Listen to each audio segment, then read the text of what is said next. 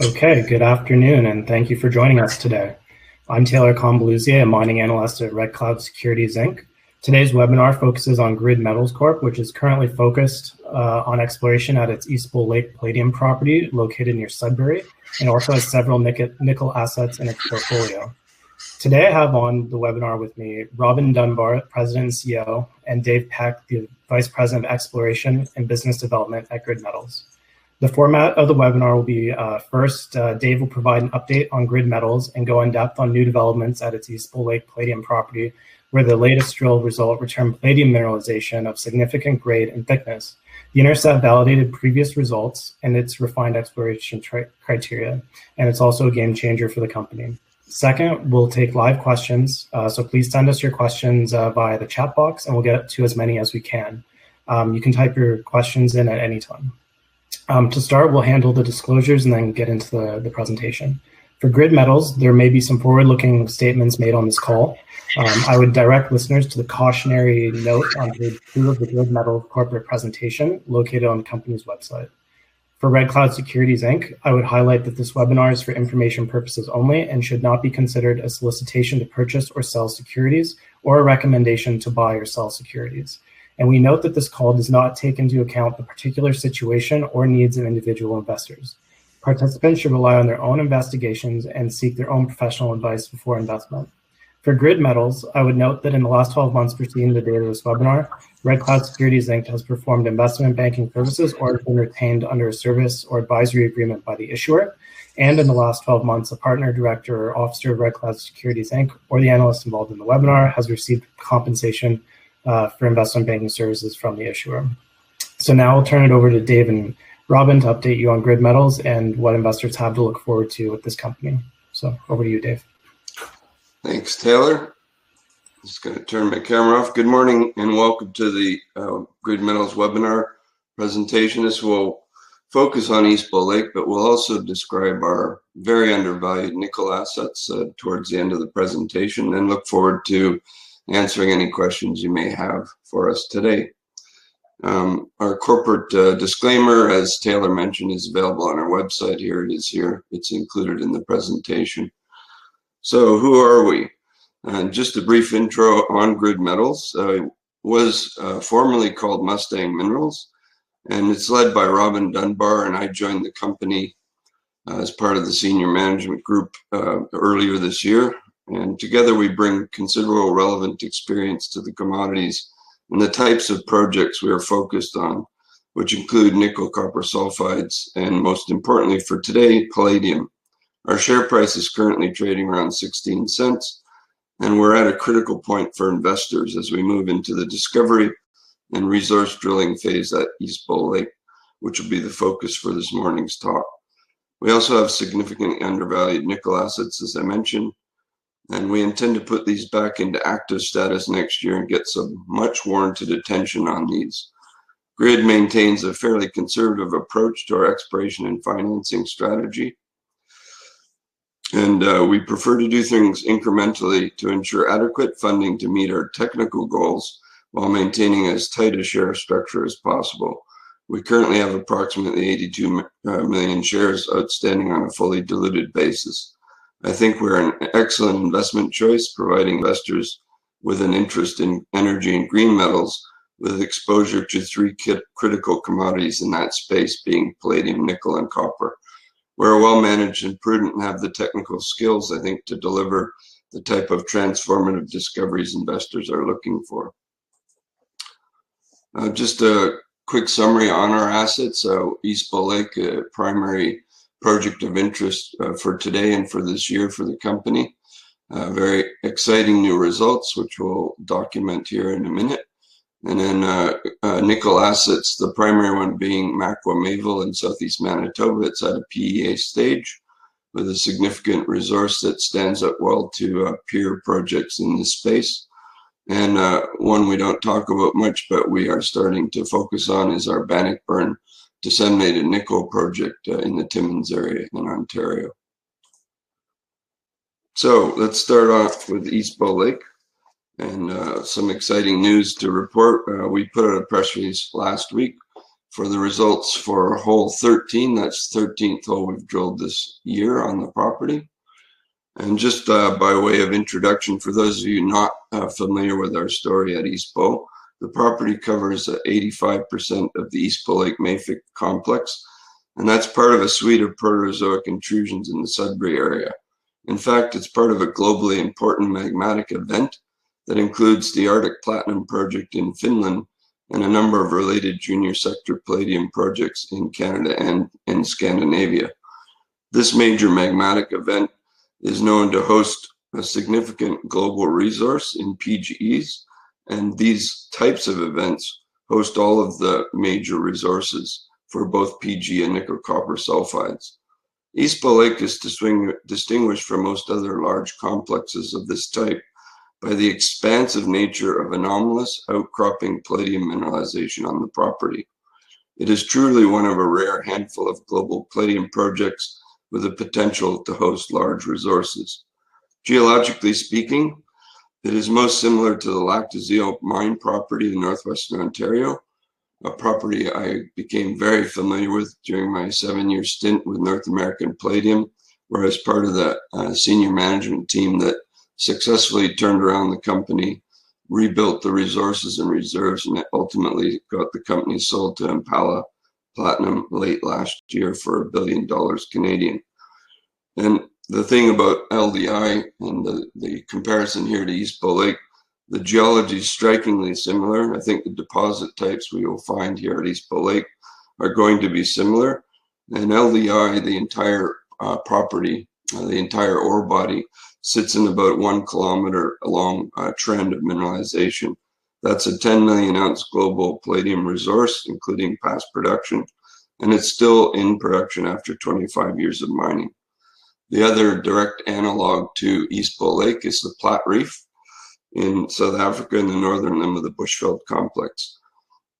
That's Anglo's flagship platinum palladium mining operation, now referred to as the Mogalakwena mine. Excuse me. Grid has maintained and expanded its ownership at Eastpool Lake over a 20-year period and has amassed a large geoscience database for the project, including numerous geophysical surveys, mapping and prospecting data, and geochemical data. It was not until this year, however, when I joined the company, that we were able to develop a comprehensive exploration strategy to unlock the value of this large and only intermittently explored intrusive body. The project is ideally located only 80 kilometers west of Sudbury and has year-round access via provincial roads and a network of forestry roads and direct link to the Trans-Canada Highway and to Sudbury. Power, rail, and road infrastructure is all nearby, and of course the skilled and vibrant mining industry in Sudbury. This year we introduced some new geophysical methods, including the magnetotelluric ground survey we did in the spring. And this unlocked a number of attractive anomalies across the property. We began systematically drilling these over the past few months, and most of them are associated with outcropping palladium mineralization, which is critical. This program was an iterative effort as we gained critical knowledge as we went along, and now we were finally in a position recently to lock into a highly attractive area we refer to as the Parisian Lake area, sort of in the center of the property. This leads into the discovery we made in November, which we reported on last week. Here's the results from the discovery hole, hole 13, my lucky number. And it included a very thick interval of above 1 gram palladium equivalent grade. And within that, a 48-meter section running nearly 2 grams palladium equivalent. And that included 14 meters of almost 3 grams palladium equivalent. So this is the kind of grade thickness we've been looking for, and it is in the economic realm of economically attractive grade times thickness for palladium. This photo of the drill core from hole 13 shows the style of mineralization present. It's really humbling, only 1 to 2%. A magmatic sulfide dominated by chalcopyrite, as seen here, can carry 3, 4, 5 grams of palladium. So this is what we're looking for.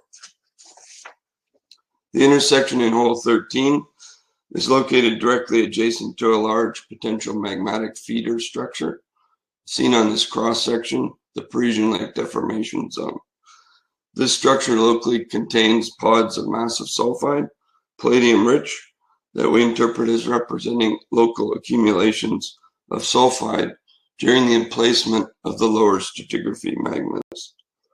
However, the intersection in hole 13 occurs along the shoulder of the structure, probably the spill point of the magma as it flowed laterally away from the feeder. The target that we're looking at now has a strike length of several hundred meters, and in fact, the geophysical fingerprint of it, which is well defined now, is over 2 kilometers long. We believe the intersection represents local trapping or accumulation of chalcopyrite-rich magmatic sulfide mineralization along a basal depression or embayment structure along the floor of the intrusion. We're very excited with this result, not only because of its economic importance in terms of grade thickness and continuity, but because the target that it sits on is open for more than 1 kilometer to the northwest. So here's the area of drilling in a plan view map. This is the outline of the resistivity anomaly that was the original target for this area. The bubble circles are palladium assays from surface sampling, and this is the area we plan to drill over the next few months. We're going to step out to the northwest and drill sections of holes at regular spacing across the trend of the geophysical target. I should add that we have more than one of these trends on the property. Just to the southwest of our Parisian Lake target, where hole 13 sits, is an untested trend, which we call the Twin Towers anomaly. That's also 2 kilometers long and features the same favorable geophysical responses, geology, structure, and known surface mineralization. We also have another trend, actually multiple trends in the east part of the property. Again, similar geophysical response, coincident surface mineralization, favorable structure, and geology. That's in the southwest part of the east lobe of the Eastbow Lake intrusion. So multiple targets. However, our focus for the next program is to systematically step out to the northwest of the hole 13. The palladium market still remains strong.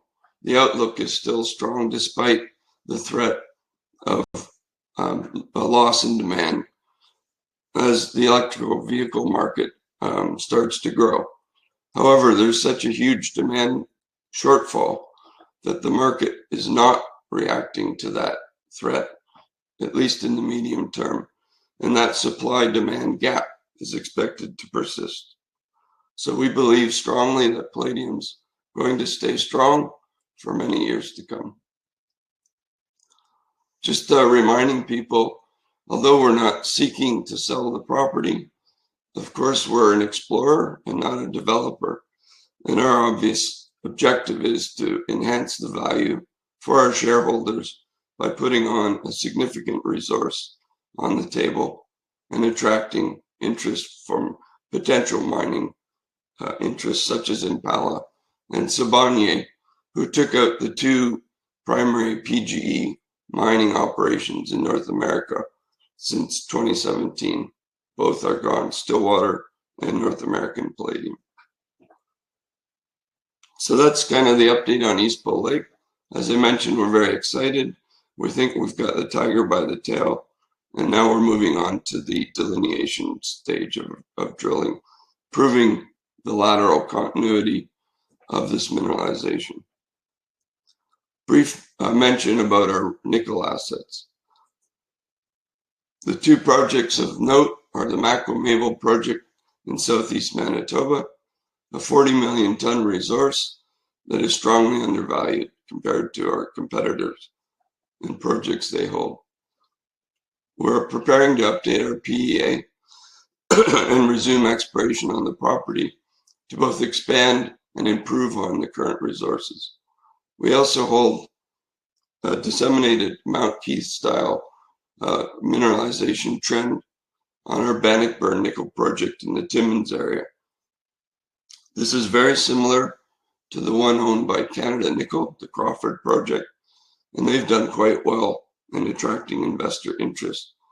We're just starting to prepare to put this back under the public eye and making plans to resume exploration there. The EV market's definitely driving increased interest in nickel, and we want to take advantage of that for our shareholders. And I said before, with our two nickel assets, we're well positioned to do that. There's been very few significant discoveries, a handful in the last 20 years in the sulfide realm anyway. I used to be global exploration commodity leader for Anglo American and gained considerable experience in assessing all of these projects. And there's a lot of familiar ones, believe me, that have been recycled time and again. You have to have something special, and that's what we're looking for. Ni-Cu at Mayville, as I mentioned, a 40 million ton resource with a copper-rich project in the Mayville property to the north. Here's an inset map just showing the location. Relative to Winnipeg, it's about 140 kilometers to the east of Winnipeg. And the Ni-Cu project, a former open pit mine run by Falconbridge, located to the south, is a nickel-rich project. You can see the grades for Ni-Cu, 0.61 nickel, and for Mayville, copper dominant at 0.44. So these two resources were assessed in the PEA done a few years ago to look at a central mill, and the PEA indicated that we needed a nickel price near $8 to make this viable. We're almost there. So this is a time to resume working on this project and to raise the interest. But also what I'm very excited about is the exploration potential to increase the resources and improve the grade. Some other points here, I'll leave that for you to look at. We also have a palladium discovery at Mayville, the copper-rich project to the north. Fairly significant early exploration results from a few years ago. 51 meters of 2.4 grams combined palladium, platinum, and gold with 9 meters of 9.5. These are pretty significant results. However, the drilling at the time had a specific concept in mind, and I think we've got a different idea of the trend of this mineralization, probably running more north-south than east-west. So we're going to go back there at the right time, hopefully next year, and try to prove up a continuous zone of higher grade palladium. Finally, just closing out with a review of our Bannockburn nickel project. As I mentioned, this is in the Timmins area, near the town of Matachewan, south of Timmins, 100% owned by Grid. It was acquired from Outokumpu in the early 2000s. It features a very large ultramafic body, the Bannockburn ultramafic, which is shown on this magnetic map. The drilling that's been done to date was done between the late 90s and about 2004. Several holes intersected the same style and grade and thickness of nickel sulfide, disseminated nickel sulfide mineralization that is reported from the Crawford project by Canada Nickel. We haven't done anything significant with this project in recent years, but now is the time to get it back in front of the investing community and for us to start building an exploration plan, which we're doing. We will have a new 43-101 report out on this property in the next few weeks, and we're also designing a drill program to prove up the continuity, thickness, and tonnage potential of this very interesting Mount Keith style nickel sulfide. Just a cross section through one of the areas with a few drill holes across what we call this B zone, this disseminated sulfide mineralization. And you can see there are some higher grade sections within these broad intervals of 0.3 or so nickel. We're getting up to 11 meters of 0.66, 27 meters of 0.44. So this is all a very good starting point to try and build some resources and resurrect interest. We're getting no value at all for Bannockburn, and we need to address that for our shareholders, and we will. Just a few comparisons to other junior sector nickel companies with other similar types of assets to what we have. And we think down here at the bottom is this grid. Our market cap, which is now around 10, is quite undervalued. In fact, we're getting no value at all for our nickel assets. And I think that's on us to change that. And we will be working hard to do that over the next few months. So going forward, step out drilling at Parisian Lake. That's the key to really building some value at Eastbow Lake, unlocking the value. At the same time, we will start looking at some of those other trends I mentioned, Twin Towers and the area to the east. The Bannockburn project will get under the investor's eye with some marketing efforts and building towards an exploration program, but focused on the disseminated sulfide potential. And we will be pursuing exploration permits to resume work at Mayville and Makwa. We really do look to realize value of the nickel portfolio and to really deliver the goods at Eastpool Lake, which is really exceptional in the amount of palladium mineralization it holds. And really, it's just a matter of time, I believe, until we lock into that critical trend where we'll have the tonnage, grade, and thickness to capture the imagination of the investors that like palladium. So we will continue to maintain discipline in our capital structure, but we're also cognizant of the need to take some risk and to execute on the plan. So I think that closes it up for us. I'd pass it over to Robin Dunbar if he has any closing comments. No, I think that's great, Dave. We just really wanted to give an overview of the company, and we think Eastbow Lake is really an exceptional opportunity, and we're trying to drill up something there that's in a great jurisdiction close to Sudbury, and is going to make a great palladium concentrate and really be an attractive asset to the mining community, and quite rare. And it's great having Dave join the team and really giving us a top-notch technical look at these various opportunities. So it's a great development this year, having Dave join us at GRID. Great. Thank you both, Dave and Robin. So now we'll turn to the Q&A portion of the webinar. So a reminder to everybody on the line that you can type your questions into the chat box and we'll get to them. So to start off, a couple of questions kind of on the geology at Eastpool Lake. There's one from Gregory. He's wondering, when do you feel the drilling will prove or disprove there is indeed a discovery resource at Eastpool Lake, and to be able to move beyond this initial discovery stage? We expect to prove that up in the next drill program. So we'll have probably 3,000 meters and drilling off about 500 meters of that target trend, the geophysical trend. And we're also doing right now more 3D modeling of the geophysics and geology to help guide exactly where to put those holes. So we'll have a very confident plan in place by the start of January, and hopefully be drilling mid-January. We plan to use 2 drills so that we'll get through the program about 3,000 meters, 10 or 12 holes before the end of the freeze up at sort of mid to late March. Right.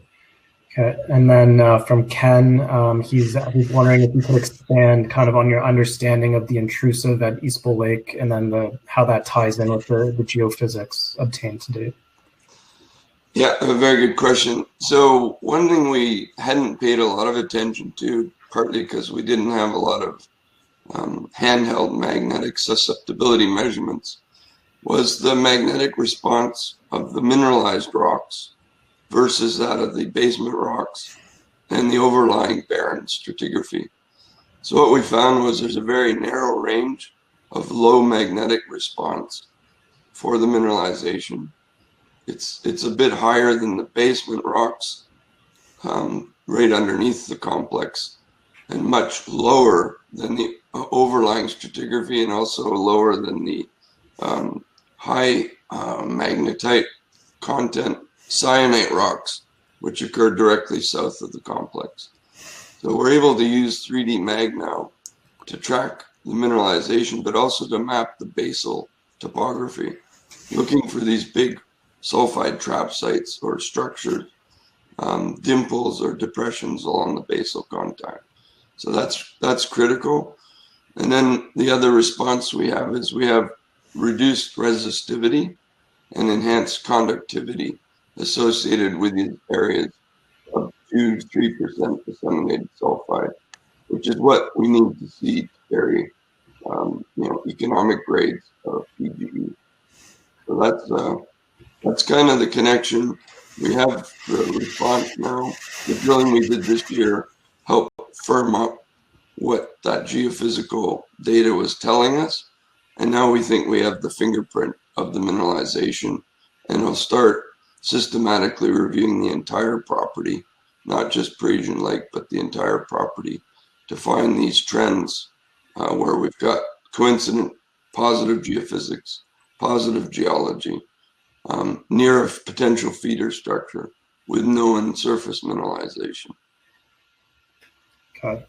And then I guess kind of going with the where that new drill intercept is, and there's kind of that high priority zone you've outlined there, where the mineralization kind of goes down to about 100 meters depth. How continuous, I guess, is that depth? Do you have any idea of that at this point?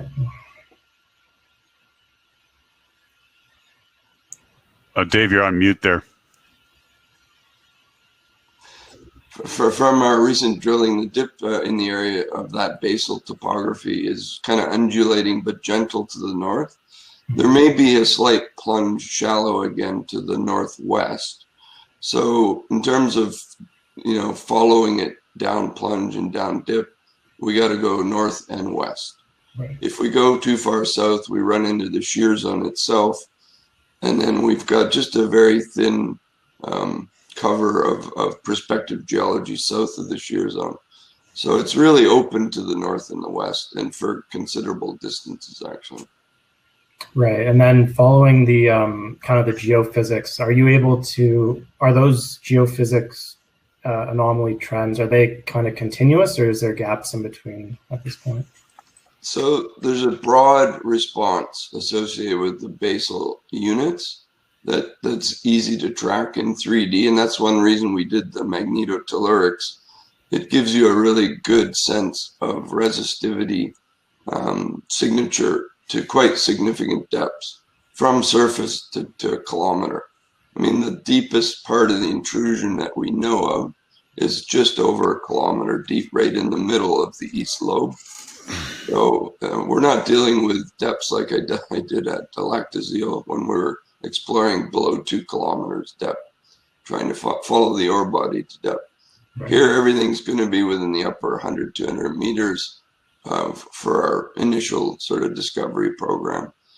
And, look, there's a continuous blanket of mineralization along the base of the complex. So for us now, it's finding the geophysical tools to actually map out that basal topography. And I think we now have the tools to do that. And we'll focus on near surface, but at some point we can look deeper as well. Right. Okay. I guess a couple other questions came in. Pretty easy one from John. He's just wondering if you have any cobalt assets. Yeah, we did a cobalt study actually on Makwa, but we didn't include cobalt in the original PEA. but it turns out that we can get credit for cobalt, that it's at recoverable grades. And we'll be looking at that if we update the PEA. And of course, in Bannockburn, there will be cobalt with some of the nickel sulfide there. We have massive sulfides there as well. They tend to be smaller zones, like they're komatiite-hosted deposits, and there's still potential to find more of those. But our focus is on the disseminated. And offhand, I can't tell you what the cobalt numbers are going to be, but there is detectable cobalt, and we'll see if anything comes of that as we do more work.